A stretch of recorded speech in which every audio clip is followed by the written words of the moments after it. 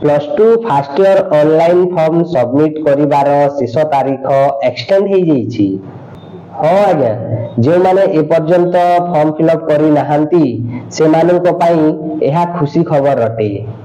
पूर्वरु form submit करिवार शेष तारीख 6 जुलाई थिला, एहा एक्सटेंड हो जाइछि।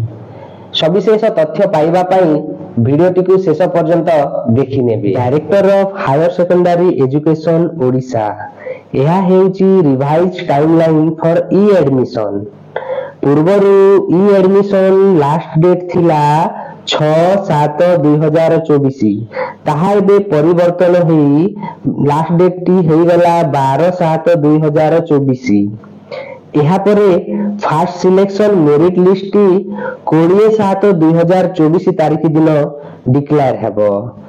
ଯେଉଁମାନେ ଫାଷ୍ଟ ସିଲେକ୍ସନ ହେଇଛନ୍ତି କିନ୍ତୁ ସ୍ଲାଇଡ୍ ଅପ୍ କରିବାକୁ ଚାହୁଁଛନ୍ତି ସେମାନେ 22/7/2024 ଠାରୁ 30/7/2024 ପର୍ଯ୍ୟନ୍ତ ଅନଲାଇନ କରିପାରିବେ।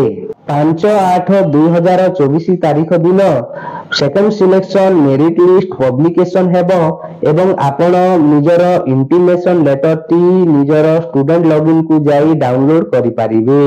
एडमिशन पाई चॉइस लॉकिंग करिबा तारीख हेउची 12/8/2024 एवं 14/8/2024 तारीख दिन स्पॉट एडमिशन चॉइस लॉकिंग करिबार शेष तारीख अटे। 1/8/2024 ठारू क्लास स्टार्ट हो जिवो।